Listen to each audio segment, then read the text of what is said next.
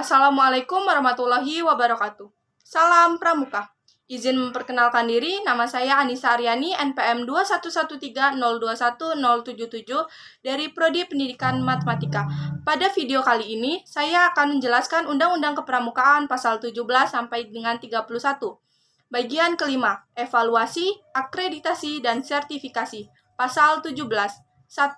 Evaluasi dilakukan dalam rangka pengendalian mutu pendidikan kepramukaan sebagai bentuk akuntabilitas penyelenggaraan pendidikan kepramukaan kepada pihak yang berkepentingan. 2. Evaluasi dilakukan terhadap peserta didik, tenaga pendidik, dan kurikulum pada setiap jenjang dan satuan pendidikan kepramukaan. 3. Evaluasi terhadap peserta didik dilakukan oleh pembina. 4. Evaluasi terhadap tenaga pendidik dilakukan oleh Pusat Pendidikan dan Pelatihan Nasional yang dibentuk oleh Kuartir Nasional. 5. Evaluasi terhadap kurikulum pendidikan kepramukaan dilakukan oleh Pusat Pendidikan dan Pelatihan Nasional yang dibentuk oleh Kuartir Nasional. Pasal 18. 1. Akreditasi dilakukan untuk menentukan kelayakan kegiatan dan satuan pendidikan kepramukaan pada setiap jenjang pendidikan kepramukaan. 2. Akreditasi dilakukan atas dasar kriteria yang bersifat terbuka dan dilakukan oleh lembaga akreditasi sesuai dengan peraturan perundang-undangan. Pasal 19. 1. Sertifikat berbentuk tanda kecakapan dan sertifikat kompetensi. 2.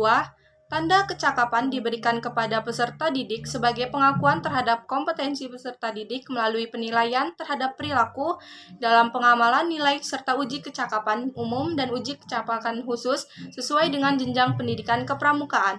3. Sertifikat kompetensi bagi tenaga pendidik diberikan oleh Pusat Pendidikan dan Pelatihan Kepramukaan pada tingkat nasional. Bab 4. Kelembagaan, bagian ke-1, umum. Pasal 20. 1. Gerakan pramuka bersifat mandiri, sukarela, dan non-politis. 2. Satuan organisasi gerakan pramuka terdiri atas A. Gugus depan dan B. Kuartir. Pasal 21.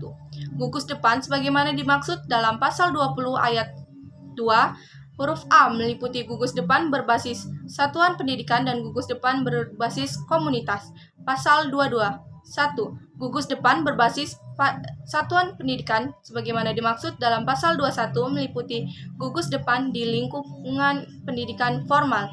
2. Gugus depan berbasis komunitas sebagaimana dimaksud dalam pasal 21 meliputi gugus depan komunitas kewilayahan, agama, profesi, kemasyarakatan, dan komunitas lain. Pasal 23. Kuartir sebagaimana dimaksud dalam pasal 20 ayat 2 huruf B terdiri atas A. Kuartir ranting, B. Kuartir cabang, C. Kuartir daerah, dan D. Kuartir nasional.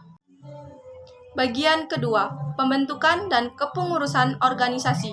Pasal 24. Gugus depan sebagaimana dimaksud dalam pasal 20 ayat 2 huruf A dibentuk melalui musyawarah anggota pramuka. Pasal 25. 1. Gugus depan sebagaimana dimaksud dalam pasal 24 dapat membentuk kuartir ranting.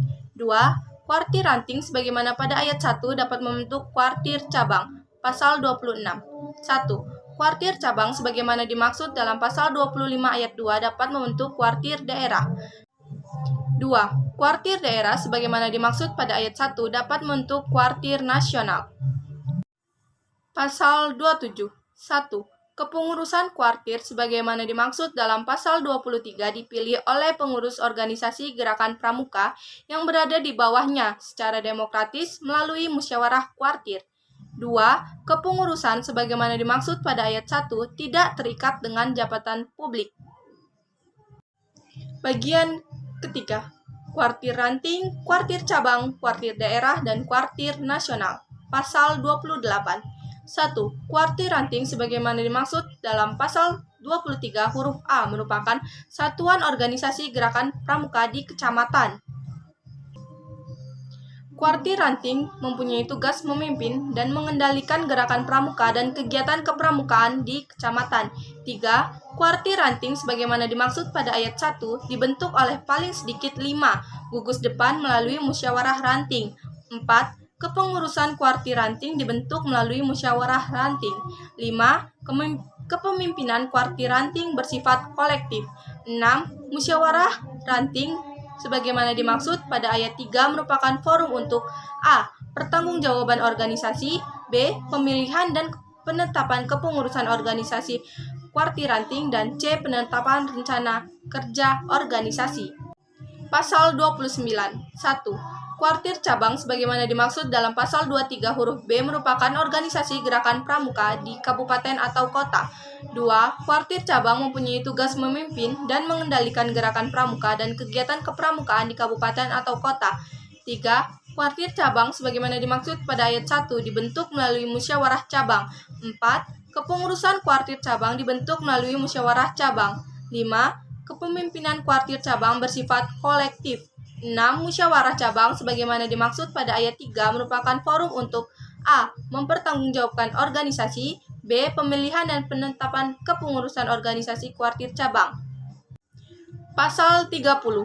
1. Kuartir daerah sebagaimana dimaksud dalam pasal 23 huruf C merupakan organisasi gerakan pramuka di provinsi.